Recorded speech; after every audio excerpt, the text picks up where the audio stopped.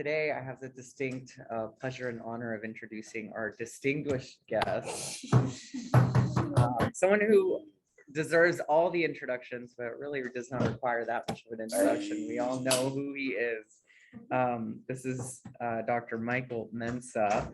Dr. Mike Mensah will be presenting today on why is Juneteenth a new holiday to us. He is originally from Scranton, Pennsylvania, a former UCLA Program Chief Resident, board certified psychiatrist, national Clinician Scholar and PhD student at Yale University. His research and writing investigate mental health equity, most recently including response to mental health crises and the upcoming implementation of the new mental health hotline 988. He is co-editor of the Racism and Mental Health Equity column for Psychiatric Services, and his work has appeared in the New England Journal of Medicine, JAMA Internal Medicine, Psychiatric Services, and Scientific American magazine. So just some small little pubs there. We have the distinguished honor to welcome him back in a sort of homecoming here. So thank you so much, Dr. Mike Mensah, for coming to speak with us. Thank you. Thank you all. Thank you for that warm introduction. Thank you for that warm introduction. First of all, thank you to everybody on the call. I appreciate you all, taking the time out of your busy schedules to eat lunch and break bread and hopefully break some myths about history and how we see information here in medicine. So first off, thank you for all of you for coming. My name is Michael Mensah, as Dennis so warmly introduced me, and I'm going to talk about why Juneteenth is a new holiday to us. So I'm gonna share my screen and we'll get started. So can everyone see my screen? Perfect. That's the Zoom technology. We've been in this for at least 2 years now, so hopefully it works out as we hope. So I'm going to talk about this today. I have a couple disclosures. I've got an honoraria from the AMA, National Center for Healthcare Leadership, and Brigham and Women's Hospital. None of those sources are related to this talk. And second thing I want to do is I certainly want to, considering the centrality and knowledge and privilege to this talk, I'd like to have all of us acknowledge that this talk is at UCLA, which stands on the land of the Chumash and the Tov-Wagner tribes. And it's really important that we acknowledge that, because this is a talk about acknowledging and not acknowledging parts of our history some of us would rather forget. Let me move the strip. So is my screen still up? Okay. So really the structure of this talk today is threefold. This is three-parted. It's just tripartite. So first is we're going to go through the Juneteenth history and sort of the deeper parts of the history, and sort of show what we see and what's easily accessible and what's less well known and thus more informative. Second part, we're gonna discuss the racial contract model and why parts of history, especially around Juneteenth, are hidden, and how it advantages certain institutions and how that's applicable to medicine. And then third, we're gonna discuss several different applications of the model, some in medicine, some not in medicine. And I think, for me, learning about this model has been helpful in sort of helping to dissect sort of the convergent interests in certain situations with regard to racism. And so that's why I think this is going to be helpful for us today. At the end of each section, I'll have some time for some questions if people have them, so that we can get clarity on the model and the history and the application as well. And so, as most of you have noticed, Native land acknowledgement has grown more popular over the last few years, which is a good thing. And around the same time, Juneteenth became a more popular acknowledgement and a more popular holiday as well. Although President Biden signed it as a federal holiday into law last year, only 24 states have authorized it as a state holiday. And here are the states. We happen to be in a state that has not signed it in as a state holiday. Connecticut hasn't, it seems that as of June 16, 2022, Connecticut hasn't either, Pennsylvania, and you see here that there's a sort of a smattering of states that have, and there's not a great pattern, so to speak, as to which states have decided to and which states haven't, which is quite interesting considering it is a federal holiday. And in fact, there were 14 House Republicans, the dirty baker's dozen plus one, who did not vote for the Juneteenth holiday. And I think what's interesting about this case is not necessarily that people were against a holiday for everybody. It seems kind of, I think, odd to be against the holiday in general, especially one steeped in American history. But also their reasoning for being against the holiday is kind of, silly in my opinion. The first thought is that, having a day off would be too costly to the government, right? And sort of tying that extra day to extra productivity. We know that, based on the Zoom era of work, that 4-day work weeks have been talked about are currently being tested out in Britain in a randomized controlled trial to show whether or not having that extra day every week is actually tied to productivity. So that's an empirical question that they're making no effort to answer, and yet using as a justification for not having a holiday to commemorate American history. And then the second reason I think is even more silly. They say that some have said that not enough people know about the holiday to make the effort worthwhile, which is, I think to me is just simply a dog whistle. It's one of those excuses that is used just to put some words behind the point of what they're saying. It seems like a pretty fixable problem. In fact, it might even be the purpose of having a holiday is to popularize and make known the event at hand. And so this seems to be somewhat perplexing, politically motivated, and sort of tied and bound with power. And so that's why I think it's important for us to look into what's going on and what empowers us. What empowers them to sort of erase history and justify the denial of history. And so this is just another example. In a very liberal state like Connecticut, there are still people who are using these reasonings to justify not having this holiday. And so that really begs the question, what does Juneteenth commemorate? What is it that we're trying to remember with Juneteenth? Does anyone want to posit or put forth an idea as to what we're commemorating with Juneteenth? What's up, man? How you doing? Yeah. You see that there's I mean, Walmart's across the country. There was an infamous incident about 2 weeks ago where Walmart created a cheesecake and red velvet flavored ice cream and called it the celebration edition of Juneteenth ice cream.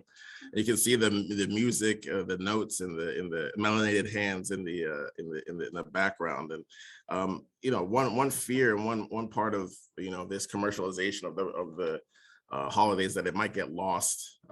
The true meaning might get lost. And so kind of like Christmas in a certain way, but a little bit newer and a little bit more fraught in American history. Any other thoughts on what Juneteenth commemorates? Well, it's commemorate our ancestors, a history of what they did during that time, and in order to get freedom, what date stands for when we were actually really freed from slavery. At the time. Not because we weren't free to celebrate July 4th, really. We were still enslaved on that time. We didn't actually get our freedom until June 19th.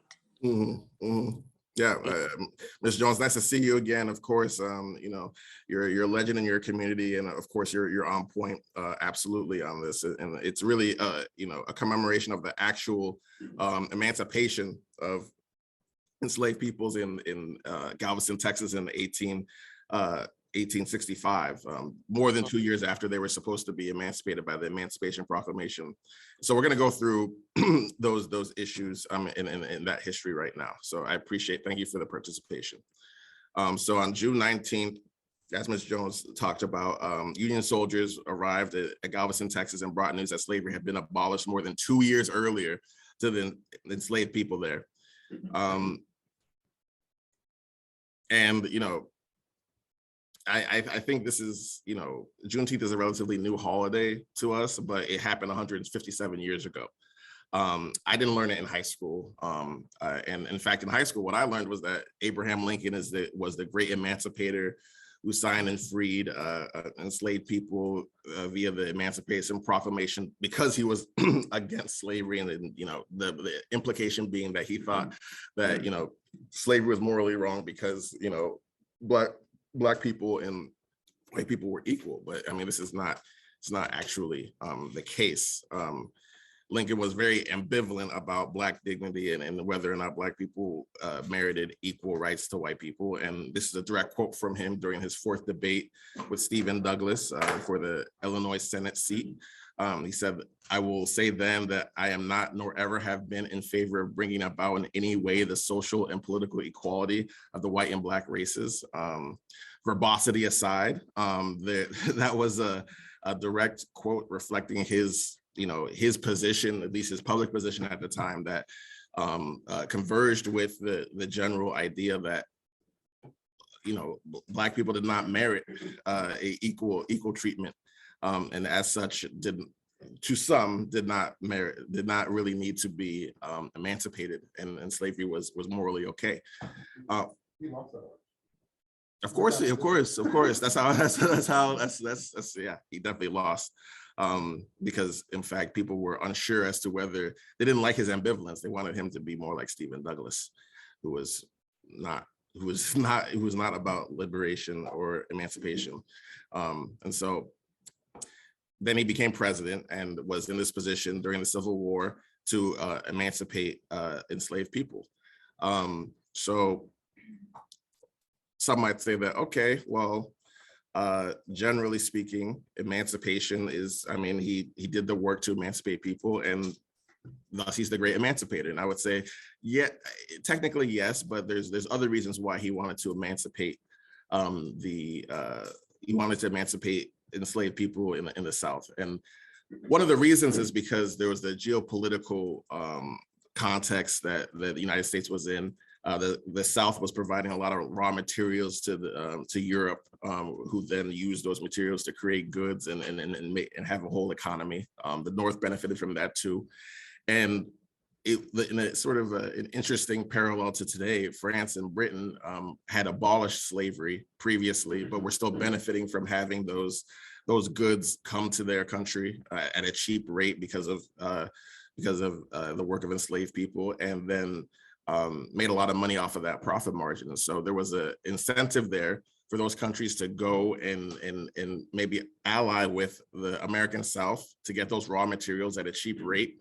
And essentially I meant Lincoln wanted to do is he wanted to make it create a more moral albatross so that those countries would be conflicted in engaging the American South in trade by abolishing slavery and really putting them in a tough moral position where now it's obvious that slavery should not be in the United States. It's happening in this country that's seceded, this part of the country that's seceded. Do you still want to do business with this country? And so that was, at least that's posited to be, one of the main reasons why Lincoln decided to proclaim emancipation at the time that he did in January 1st, 1863. It wasn't necessarily about the equal dignity of Black folks. It was more about the economic implications of the emancipation and positioning countries to ally with the North and his side and the Union as opposed to the American South. And so that took a few hours for me to really comb through and put together. But it does sort of show that there are that one could be seen as a moral emancipator and at the same time have more avaricious and more self-centered interests as to what's going on. And so that's one part of the Juneteenth hidden history, so to speak. The other part is that, you know, there was a civil war going on when Clinton, I mean, I did it again, when Lincoln put in the Emancipation Proclamation. There was a war going on. Confederacy didn't recognize Lincoln as their president. And there were state laws in Texas, in fact, to, making emancipation illegal. And so, you know, several white planters moved several thousand enslaved folks to Texas, and were even planning a rebellion during the 1865, from 1863 to 1865, until the Texas rebel governor ran to Mexico and surrendered the state. So, you know, it was very hard for Union soldiers to go in and start emancipating enslaved peoples, because there was a war going on and there was a lot of resistance to it. So it wasn't until the war ended that the North could go in and inform people that they were free. And, you know, Galveston, Texas, if anybody knows the geography of Texas, is a ways away from the rest of the country, and pretty deeply in Texas. And so that's one of the farthest cities from the Northeast, from the Union area. And so they got the news later than other parts. Oh, I thought you had your hand up. Sorry. Let me keep going. And so I wanted to play this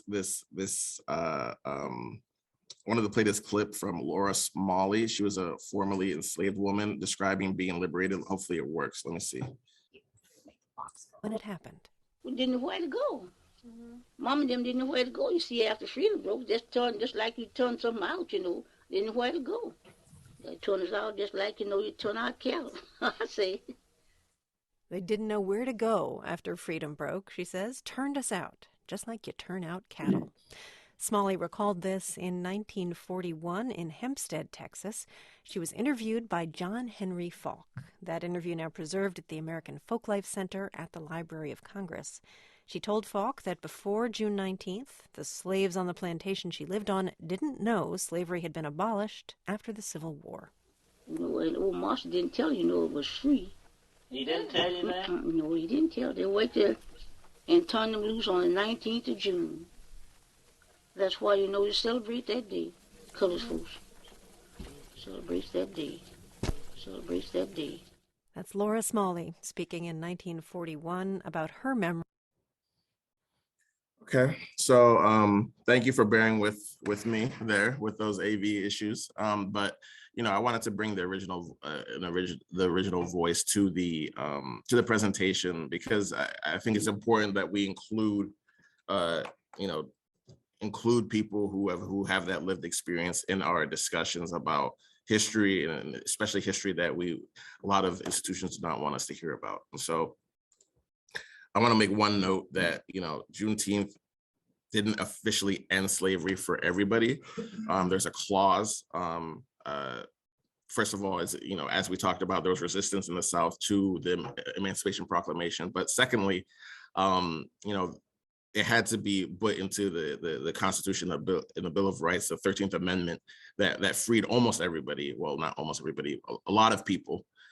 It does have an exclusion or an exception for people who are imprisoned, which is sort of the basis of the 13th documentary that came out about 3 or 4 years ago, talking about how slavery is legal for those who are in jails and prisons. And so that's one legacy of slavery that still exists to this day, that we should keep in mind and recognize on a day of freedom. And so, you know, there's a lot of this history, I think, is not particularly advertised when we talk about Juneteenth. And part of that is because, you know, it's not happy history. It's not something that, you know, that we can necessarily celebrate with being jovial and being happy about it. But I do think it's really important. And I think there are reasons why that talking about Juneteenth in these historical ways is kind of is frowned upon. And I think, you know, that those omissions, or at least the de-emphasis of this history is based on a moral tension that binds us to injustice. I think that, you know, talking about this history with regard to our country, which sees itself as a great liberator and freedom maker in the world, or at least puts themselves out that way, is in fact, it undermines our moral authority and undermines our ability to operate. And I use that word intentionally, considering our medical background. I claim further that, this moral authority extends into, health professions. We need this moral authority to, again, operate and take care of people who are sick. And so talking about racism in academic medicine, because of the way in which we framed racism, is in fact, it undermines our moral authority and undermines the trust that is necessary for us to take care of people. And for that reason, people in power especially do not want us to talk about racism, because in fact, it means that they are not the saviors of life, or the people who take care of people that they purport to be. That in fact, there may be other motivations as to why they want to be in medicine and become physicians. And so this really intersects with and butts heads with evidence-based medicine, because it requires that we be both empirical and in denial about issues regarding race. And so that's what the racial contract model is gonna sort of sketch out for us in the next in the next 15 minutes. So racial contract model, generally speaking, written by or devised by Charles Mills based on work like the sexual contract. And it's basically a way of operationalizing social contractarianism into non-ideal situations with regard to people being marginalized. And so there's three components to it. The first component is the moral component. What good do entities provide to society? The second part is the political component. What power do entities receive from society? And then there's the knowledge component, which is like, what do people or observers see about this exchange that make it powerful and important for people, for society overall. And so I think thinking about the moral component, you can think about this on your own, in your own situation. What good do you provide as a physician, as a social worker, as a psychologist, as a human being to society? And one of them, one satisfactory minimum that one theorist has thought of is that, we treat other humans with dignity, right? And that's very important, because it undergirds, people having rights and being treated with respect and being able to, earn a living and not be obstructed to that end. And part of the important part of society is to make sure that those violations of dignity are punished and disincentivized, so that people don't have to feel as if they're in danger. Above the minimum, I would say for us in the professions, we are occupations, especially highly regarded occupations. We protect dignity. We make sure that the dignity is preserved, and when it's threatened by non-human forces like bacteria or illness, we help to determine biologically that who's a person and who deserves care, and we gatekeep that care accordingly. And so that puts us in a position where we're exalted, because we help to preserve this human dignity. Police defend the dignity by punishing those who violate it, and then scientists seek out truth to improve the quality of human life, and generally speaking, nourish that experience. Just a note on personal dignity, personal identity. The moral component can apply to anybody. It can apply to multiple people. It can apply to a community, like a physician group, and it can apply to all society. So, the United States could be someone or an entity operating in the moral context, and so can I. And it applies to generally the same. The political component is what we get back in that exchange. And so, I'll use, health professions as an example. Nurses, physicians, psychologists are generally held in high esteem with approval ratings above 80, are compensated fairly well, and will always have a lot of work accordingly, they get those things because they're available after hours. They're willing to put themselves on the line to risk illness. And generally speaking, we need them for all our benefit. And so that's really the idea of the political component above and beyond the general respect component that goes to general citizens. And so this exchange is really key to society, that we have this sort of exchange between individuals, society, communities and society, relationships and society. And even more important to that exchange is that everybody around that exchange believes that the exchange is morally authoritative, right? And this diagram's really showing that the idea, where the light bulb is knowing that this exchange is legitimate, it's fair, it's something that we want, and it's something that we validate. And so there's, generally speaking, this epistemic component is really where I like to focus on with regard to evidence-based medicine, and because it's really a matter of what we know about the moral political exchange that I just talked about. We really, as human beings and especially as experts, have a duty and are generally positioned to understand whether or not an exchange is fair or unfair. Whether an exchange is something we want in our society or we don't want in our society. And when we don't think we want an exchange in our society, that's when conflict happens, that's when these issues occur. And so, I just make a note on this chart here that, who we are and where we stand in society does have a big impact on what we know about the exchange and what we believe about the exchange. If I'm a physician of 20 years in a hospital, I'm gonna know things about how medicine is practiced that your average person is not going to know. The expertise is going to inform the way in which I interpret the fairness of an exchange, but so will also what I'm getting out of being a physician in general. And so that's an important concept to know, that your positionality is going to change the way in which you interpret a moral in exchange in society. And so, I want to operationalize this for everybody, and I think it's very helpful to think about these things. One of the biggest parts of my experience during residency was to understand that these contracts in general occur all the time throughout our society, and that secondly,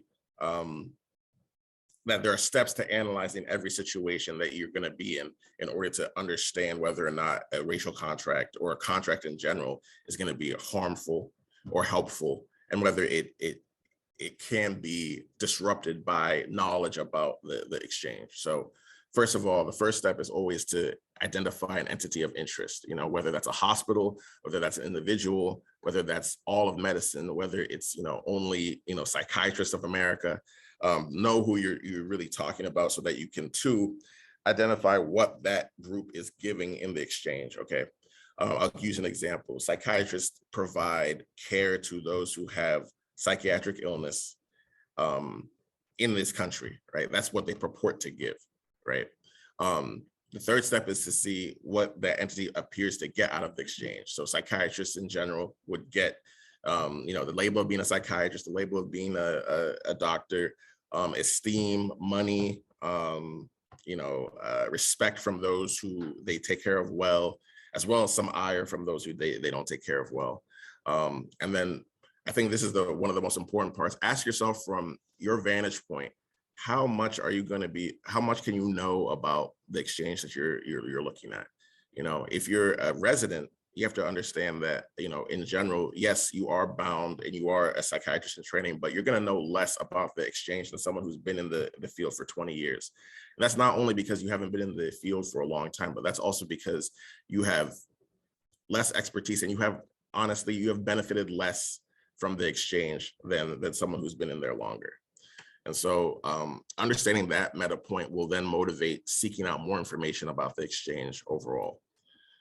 I just want to make a point about moral authority. When we think that the exchange is valid and morally righteous, then it has moral authority, and that gives the exchange power to continue doing what it's doing overall. This is extremely important in medicine. Nobody wants an immoral doctor to take care of them. If we operate under the auspices of moral authority based on our training, based on our being vetted throughout training programs, based on our just history of helping humankind. And if people did not trust us through our moral authority, then we could not do our job. So this is a keystone, a hallmark of academic medicine, I would say especially, but generally medicine in general needs to have moral authority to operate. This is just another discussion. Moral authority, we use it to take care of people. Some people have thought that doctors have lost moral authority, especially since the 1980s, when there has been a closer relationship with financial powers, including venture capital, to change how medicine is discussed and change how medicine is practiced to optimize profits as opposed to optimizing health. This happened before 1980, but there was an explicit clause in the AMA Code of Ethics that then was erased specifically to allow more financial interests to infiltrate medicine overall. I think that the moral authority is that happened in AMA specific thing before the mid-19th century doctors didn't really deal with moral authority that much. I think they definitely had individual cowboy-like, freedom to do what they pleased. I also think they were probably on a lower pedestal, because there were not that glorious, changes in care that sort of revolutionized healthcare and saved many more lives, So I think, I definitely think they probably had more individual moral authority as physicians, but people probably expected less from their physicians overall. And there's a long history to that, but it's a very good question because I think it points out that, a lot of our moral authority is based on evidence that we can help people, and that we want to help people in need regardless of where they stand and where they are in society, that we care about human life in general. And if people don't believe that, then they become susceptible to the idea that their doctor may not be as interested in taking care of them as they would be in somebody else, which is a terrible thing to think about if you're under the care of a physician or psychologist or social worker or anybody in the health professions. Which leads us to what I would call lack of moral authority, right? When we see an exchange that makes us think that something bad is amiss or something's amiss, then we generally see that exchange as wrong. For example, January 6th is generally seen as something that was an abuse of power, and as a result, it's getting notoriety, it's getting exposure, because a lot of the populace sees it as something wrong. Notwithstanding the Texas Republican caucus, which is actually validating the steal, apparently.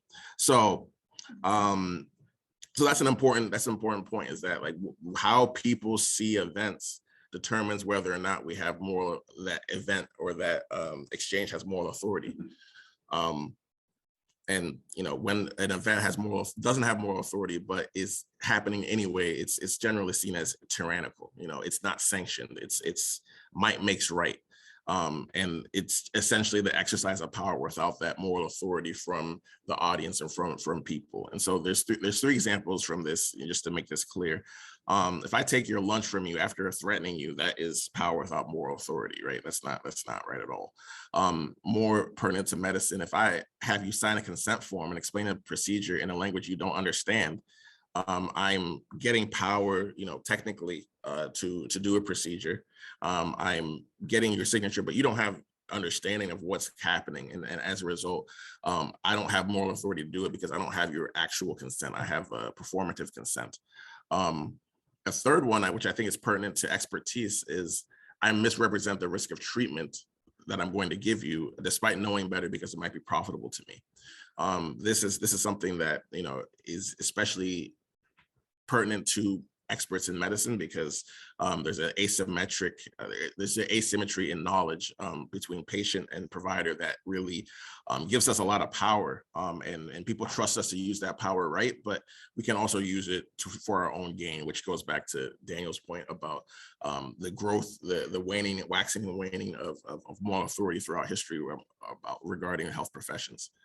And so this gets to one big point, I think, which is that there's two epistemic levels with regard to these exchanges. One is what appears to be happening, right? This is, you watch any commercial with regard to any health system, you're going to learn and see what they want you to believe about the care that they're providing.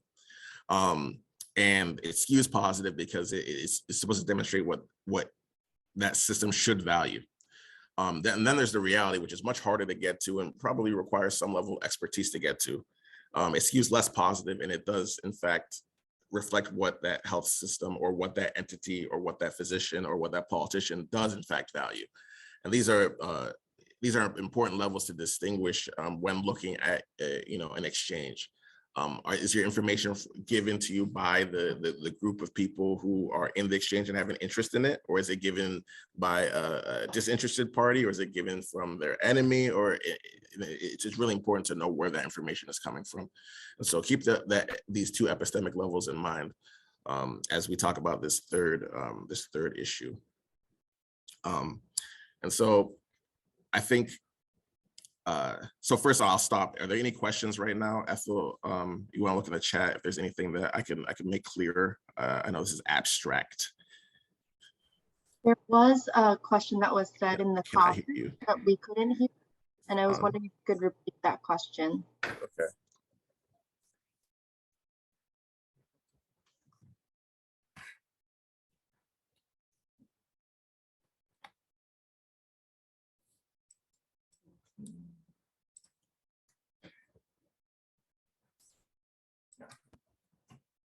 Okay, Ethel, can you talk?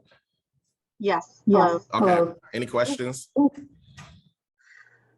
I think folks were wondering what the question was posed in the classroom because we couldn't hear it.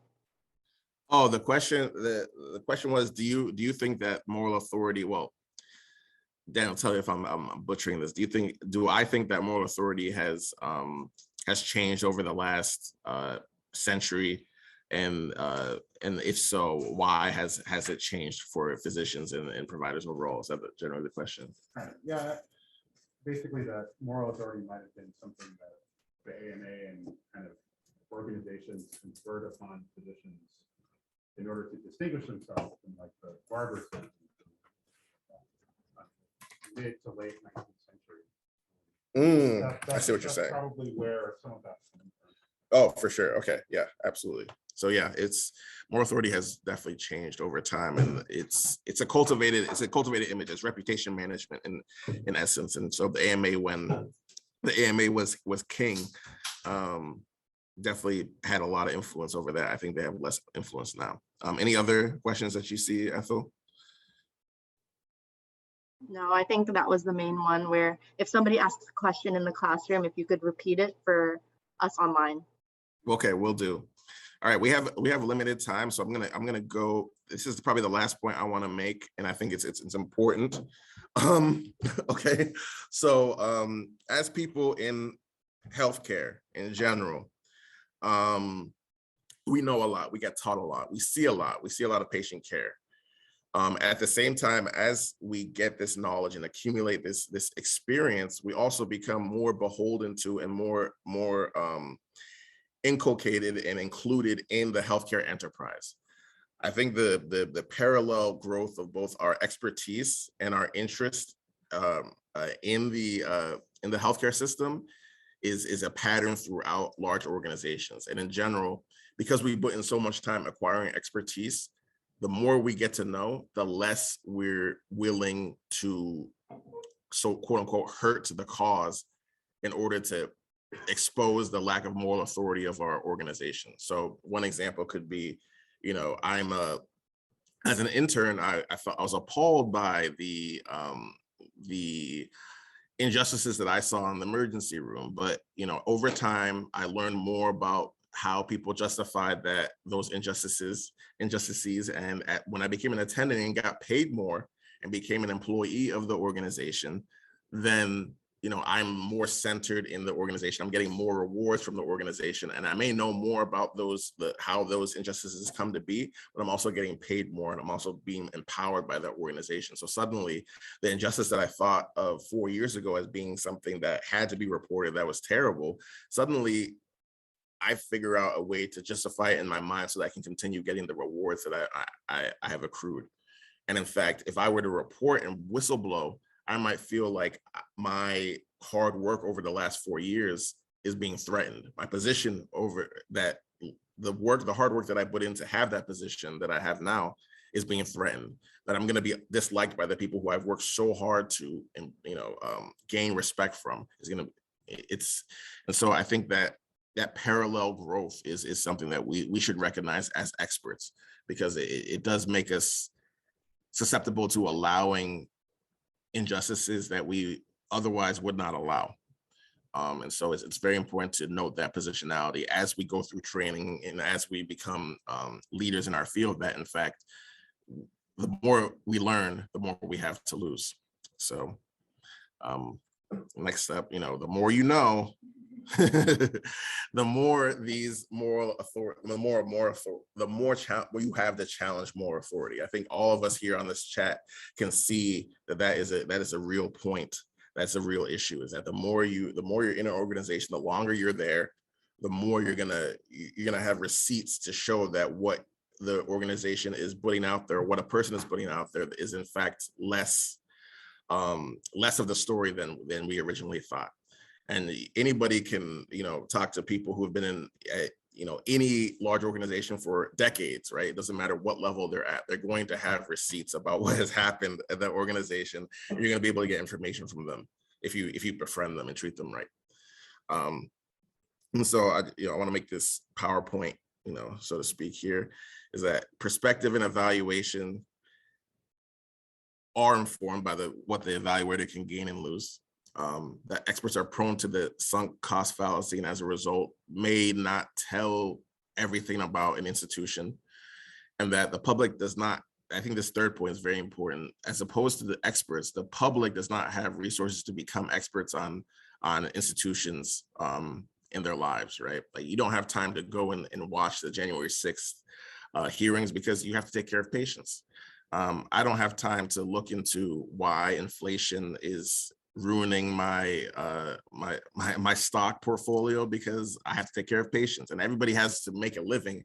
And as a result, they don't have time to gain expertise in multiple arenas very pertinent to what they're living in. So that brings us back to trust, which is, we trust people who have that expertise to tell us the truth about what's happening. And ultimately that means that, experts have enormous power over what we think and can distort what we think to fit their ends. All that said, I think, I just want to go back to the Juneteenth idea. We have the actual Juneteenth that we went over in our PowerPoint, and then we have the Juneteenth that's presented and exemplified by this Walmart pint of ice cream. I wanted to ask, can anyone tell me the contrast between this actual, between the actual history of Juneteenth and this sort of, celebratory, happy view of Juneteenth on this ice cream pint? Any thoughts on that? Hey, Mike, I would say it's performative, just like a lot of things that have been coming out in the last 2 years, because what they can really do to honor Juneteenth is give descendants of slaves like myself reparations, or cancel my student loans, or something that'll actually change the trajectory of my life. I was grateful to have yesterday off, but they could be doing more. So I think it's performative. We don't need this ice cream. We don't need the parades. We need the actual financial leverage that those who enslaved us got when they brought us from Africa. I totally agree. That's a very good point, Brittany. Nice to hear from you as well. That's a big point. And from an institutional standpoint, to fully acknowledge what Juneteenth means may mean putting that institution on the hook to provide those reparations and to actually try and repair the issue that Juneteenth should highlight. And I think for that reason, there's this move toward, omitting parts of history that may lead institutions to be responsible for, the racism we have in our country currently. Any other thoughts think Brittany put it well. Okay. I was just saying, I noticed that Juneteenth is trademark. Great point. Making money on it. Outstanding point. Outstanding point. Yeah, you know, that the commodification of the holiday, right? Sort of like Valentine's Day, sort of like Christmas. A lot of people, you know, don't like that about our holidays. I think it's kind of central to the motivation for omitting history from Juneteenth. In general, you know, this is about money. You know, this is about making sure that, you know, these companies have good revenue streams and maintain their financial solvency over time. And so anything that is going to be against that is going to, it'll be omitted. And going back to Brittany's point, if they were to include the history of Juneteenth, people might start to think, well, Juneteenth happened 157 years ago. What has actually been done to remedy that? And what is this company doing to remedy that? And suddenly they're on the hook again to do something about it. So trademark the red font. the red font. Well, I mean, they can't trademark the word, so it's the font and that color that they pick, Ah, right? That's what they're doing to demonstrate their They should. adherence to the cause. They should give that. They should give that back. They should give that back for sure. Return that. They should return those funds to the Fayetteville community. Yeah, please. Okay, so just wanted to go over, you know, steps of operationalizing the contract. You know, you got to identify who you're talking about. You got to see what they get, what they give and get, and then see where you're at when looking at the organization or the individual. Are you an expert? Are you a physician working in a hospital, or are you, you know, reading the New York Times about you know, a lawsuit at Yale? You know, so know about that, be aware of that. And one proxy position, just as we just talked about, is how do I stand to benefit from the exchange? In other words, am I disinterested from the exchange and thus able to see what's happening to a degree without feeling like I'm being pinched by seeing the lack of moral authority? Or am I deeply ingrained in the system and thus benefiting from the system that may be thriving on injustice? I just want to point out some medical examples that were, you know, before we end. I'll do this in 2 minutes and then I'll take some questions. There was a recent article in Stat News that talked about many Black doctors, many of them being Black women in elite specialties like neurosurgery. A lot of them were from neurosurgery, urology, ENT, being unduly dismissed from their programs due to terrible culture. One example of sort of obscuring facts that could lead to a decrease in moral authority is that you can see that there is the ACGME has not released the data with regard to the number of Black residents that have been dismissed from programs relative to white residents. The one small signal is that, you know, that showed that in an informal survey in 2015, the ACGME released, Black residents had a 6 times higher likelihood of being dismissed from their program compared to white residents within the field of surgery. That's quite a canary in the cave. And yet, you know, a friend of mine requested data from this ACGME to sort of bring this out, and they flatly refused to get the data out. And so that's one example. A broader example is, you know, in general, when it comes to Medicare and Medicaid claims data, there's something between 30 and 50% of people in the system who are not identified by race at all. And that could be due to categorical issues. That could be due to, you know, the not wanting to answer the question, but that really skews outcomes with regard to that population, especially racial outcomes, and allows people who doubt that there are racial disparities or doubt the importance of racial disparities to dispute the findings by saying that we don't have accurate numbers counting the people. And so how do we really know that this is a disparity from actual mismanagement or access, as opposed to one due to a lack of data regarding the population we're studying? So that's a second example. A third example, which is very pertinent to, and I think not as talked about in our care, is honestly, with regard to residents, you see here that, overall, there are 55,921 residents. The next biggest group is an unknown race and ethnicity. Well, they say ethnicity here, but they mean race and ethnicity, of 31,000 residents who have not identified their race or ethnicity throughout, ACGME. And so that makes research on the population, again, is a tool for skepticism.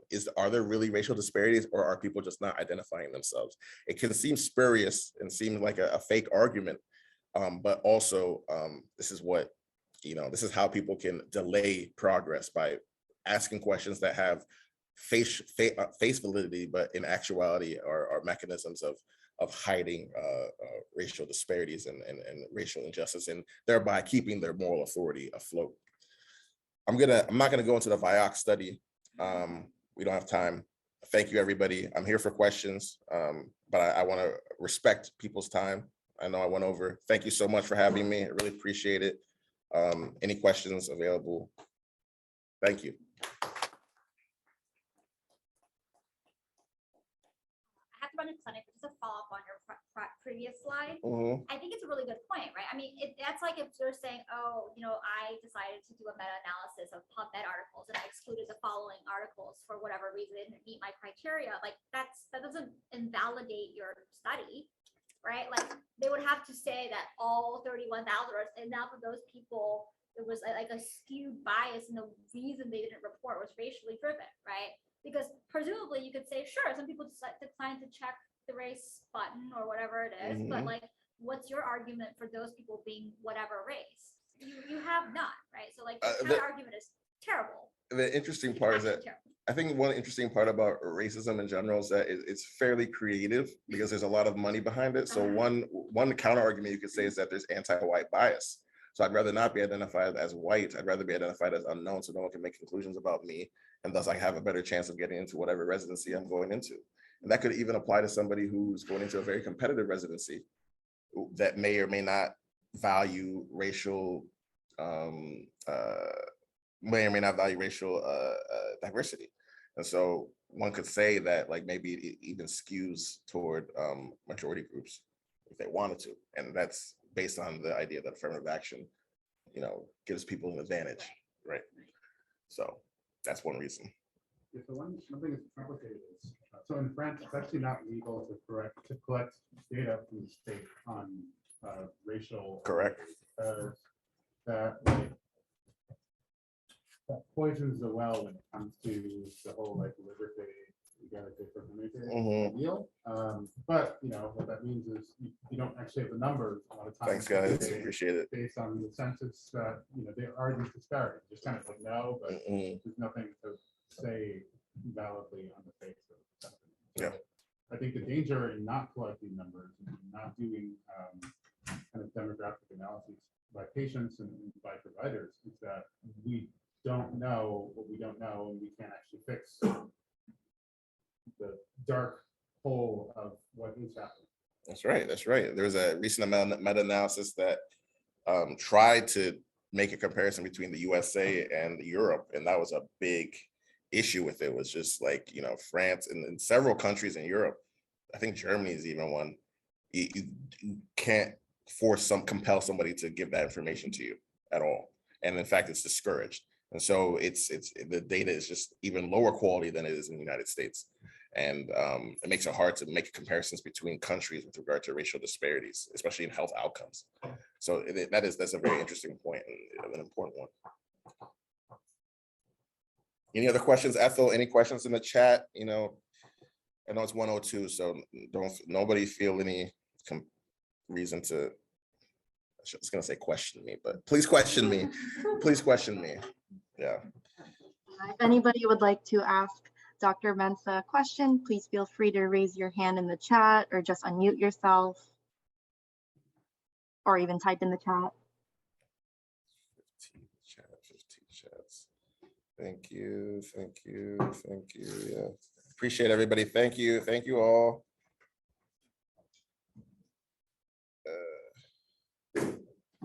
Anything? Just just while people think, think on their questions, I'm sure people can follow up with you, Mike. Yeah. But we just wanted to say thank you for joining us and coming all the way to the West Coast and gathering us in this amazing session, providing us historical context, philosophical knowledge and wisdom, unpacking our current dynamics and inspiring us to think and act. So thank you so much. Yeah, thank you. I appreciate it. We also wanted to thank Hetz, Ethel, thank you so much. Rohit. Thank you. For sponsoring this event as well as CGP. Yeah, thank you all. Appreciate it. Love talking ideas with y'all, and have a great day. Yes. You know. And happy summer. Yes, happy summer solstice. Yes. Let's go. All right. See ya. Okay, take care, everyone. Thank you. All right. Bye. Bye.